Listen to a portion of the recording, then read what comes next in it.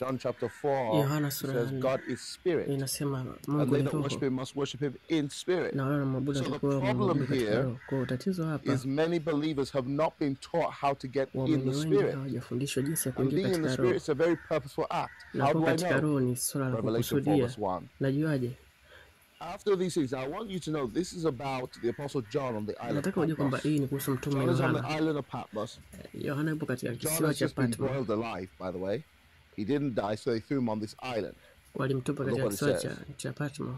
It says, look at this. Inasema Just to show you how purposeful this act jinsi ya is. kuonyesha kwamba hili ni kusudia. I was in the spirit on the Lord's day. Nilikuwa katika roho katika siku And ya I Bwana. heard behind me a loud voice. Na nikasikia sauti nyuma Who said yangu. it? Na nilisema John. He said, Yohana, I was in the spirit nilikuwa on katika the Lord's roho. day.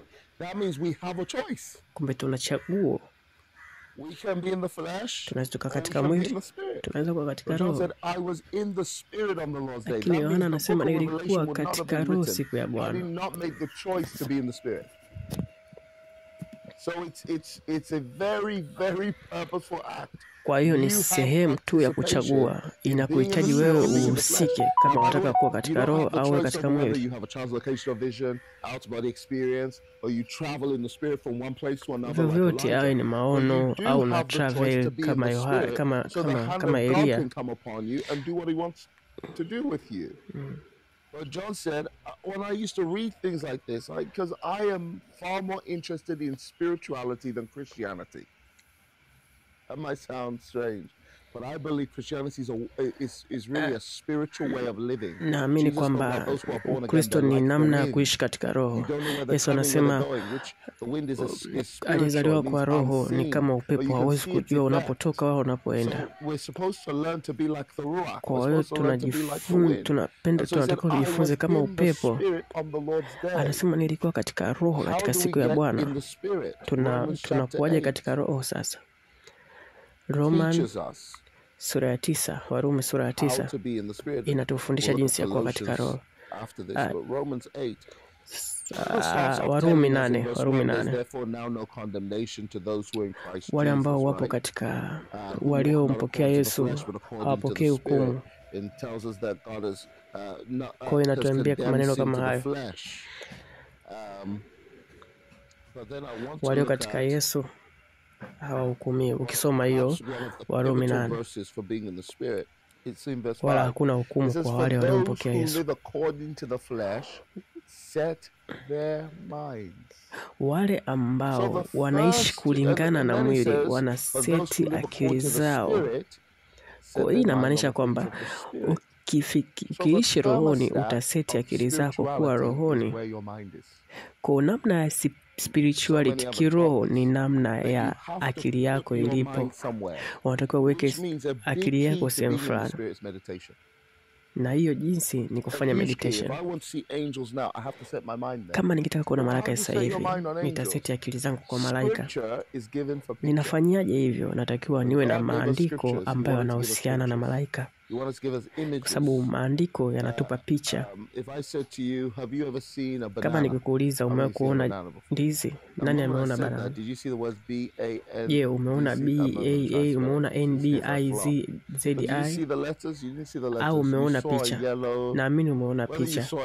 Umeona njano, kama umeona ndizi ikiwa katika meza au katika matunda. Kwa vyovyote na kama akili zako zimeseti picha yake. Na kama ikizidi sana utaanza hata kutoka mate, kwa sababu unakuwa na reaction kwa kitu ambacho umekifikiria.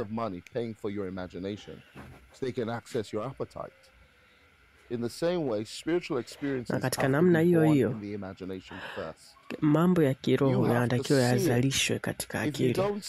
Kama hauoni, hautaweza kuona. Korintho wa 2 sura ya 4. Hatuangalii katika vitu ambavyo vinaonekana, lakini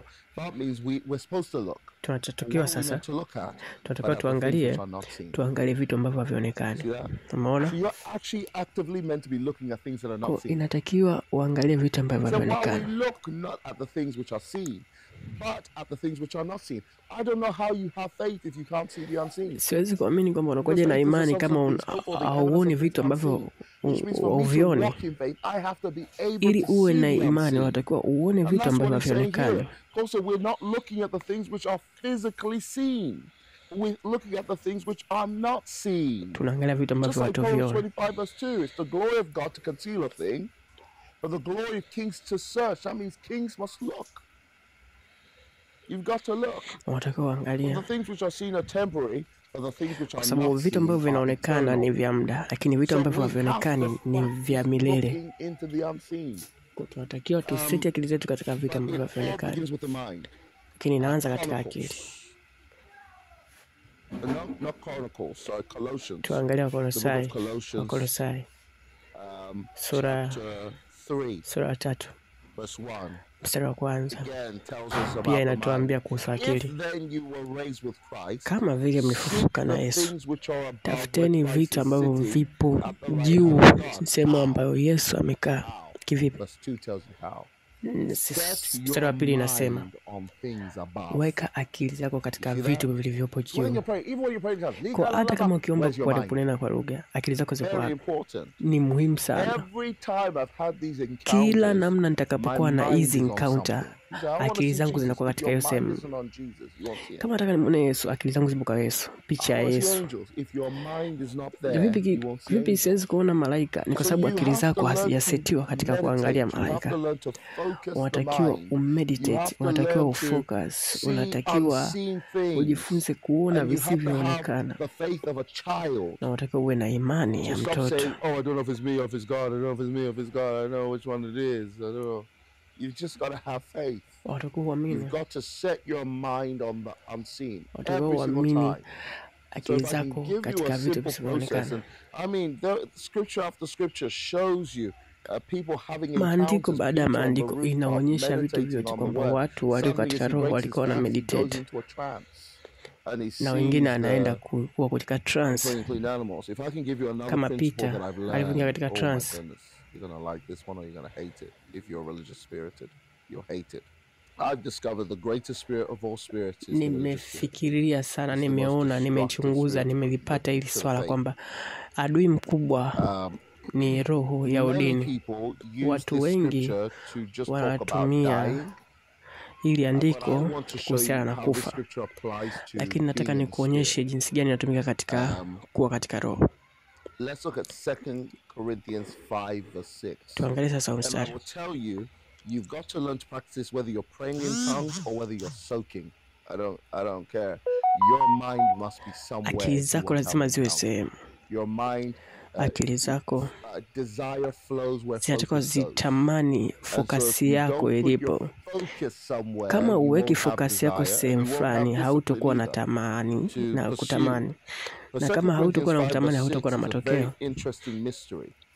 Hapa kuna so we are always confident knowing that while we are at home in the body, we are absent from the Lord. Tuna ujasiri kwamba tukiwa nje ya mwili wetu tupo pamoja na Mungu. Mstari wa 8. Hivyo kuwa kutokuwa na mwili ni kuwa karibu na Bwana. Siri ni unatakiwa meditate kiasi ya kwamba yani uko haupo katika mwili, haupo katika mwili. Yani kile unachofikiria kiwe cha halisi kuliko ule mwili wako ulionao. Yani unapofikiria kuhusu Mungu mfano, inatakiwa iwe kweli kabisa kuliko vile mazingira ulionao wakati una meditate. Kwa sababu mtu ukiwa mzoefu unaweza kuchukua dakika, lakini kama unaanza itaweza kuchukua hata saa. Until one day I started noticing the first sign.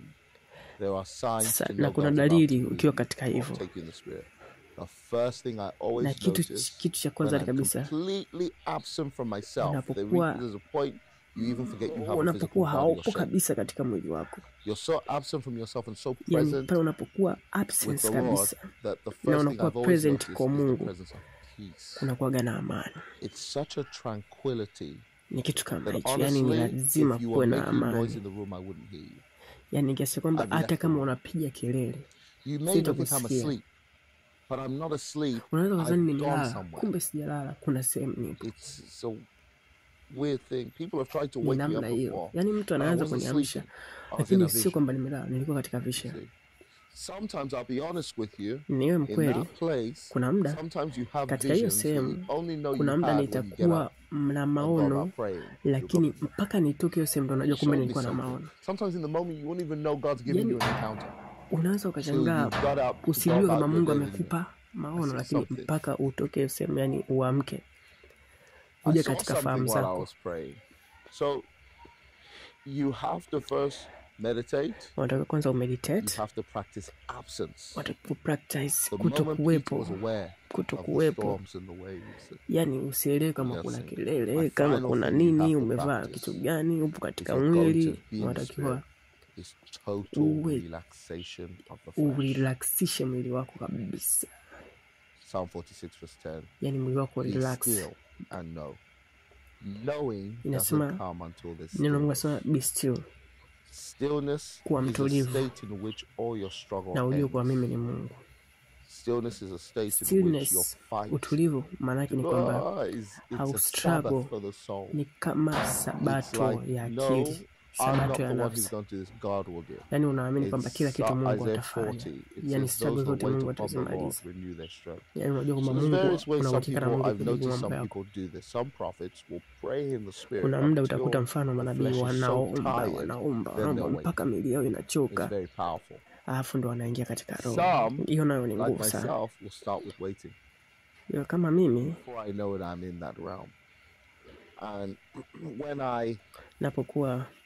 when I have done all my waiting, there's an energy to pray in the spirit like I can't imagine. And there's a worship, and that's what the scripture says. It says, blessed are those who dwell in your presence. They will be singing your praises all day long. It's an effortless singing because there's too much peace, too much joy. The only thing I can do is sing. Unaweza kuomba but it's, I would say those peace, sababu kuna amani sana. Again, unaweza kuomba vizuri kwa sababu kuna amani sana. Number 2, meditation to the point that you are absent from self and present with the Lord. So present like Moses, you don't even know your face is shining. So present like Adam and Eve, you're naked and you don't even know you're naked. Yani unakuwa kama vile Adam anavyokuwa yuko uchi lakini hajui kama yuko uchi. Total relaxation. Namba 3 ni ku relax. Kwa niishia hapa kwenye video kwa ufupi jinsi alivyozungumzia kwamba kivipi mtu anaweza kuwa katika kutravel au kuwa katika roho. Maana yake kitu cha kwanza ni kufanya meditation. Meditation zinatakiwa ziwe za kuchukua Biblia ili upate picha. Unatengeneza story kama Yesu alitembea juu ya maji. Kwa na wewe unashuhudia kama ulikuwepo anatembea juu ya maji. Kumbe anatembea juu ya maji. Kumbe maji alikuwa na force bado anarudisha kwamba anapokanyaga ni kama vile anakanyaga kwenye flow. Kama hivi maji vinampiga, unatengeneza ile picha. Kitu cha kwanza. Hiyo ni meditation. Kwa unafikiria na meditation hiyo ni practice, ni zoezi. La pili amesema ni kwamba unatakiwa ujifunze kuona vitu visivyoonekana. Amini imagination zako. Amini imagination ambazo unazifanya kwamba kama unaona katika roho unaamini kwamba kumbe malaika ni huyo ni nani. Imagination. 3 ambayo ni nzuri kabisa ni kuwa absence. Kuwa still maana yake ni kujua kwamba Mungu vyote ameshavifanya, ameshavimaliza. Ondoa zile struggle za akili kwamba hiki nitafanikiwa, hivi nikimaliza hapa nitafanyaje, hivi nikimaliza hivi nitafanyaje. Lakini uwe absent katika mwili wako. Uwe absent katika mwili wako ni kutokuwa na fahamu kwamba hivi nimevaa nini, hivi nimefanya nini, hivi nimefanya nini. Uwe katika present. Unajua kuna ile hadi unafikiria kitu mpaka wewe mwenyewe unasahau kwamba hapa nilikuwa nafikiria nini. yani unafikiria kama ni andiko unalifikiria kiasi kwamba hata watu wakipiga kelele huko uelewi nini kwa nini kinaendelea, yani mpaka mtu anakuja kusohoa wewe. Kwa hiyo ndio hivyo, kitu cha kubwa ni meditation, ya pili ni kujua kwamba Mungu amemaliza vyote, yani jaribu kuwa na amani katika nafsi yako. Ya tatu ni kuwa absent. Kuwa absent ndio kitu muhimu, kuwa absent. Na ukitaka kujua kwamba tayari umeshaingia katika kuna amani na flow, yani tayari upo katika eneo la Kimungu. The Spirit will bring you into religion.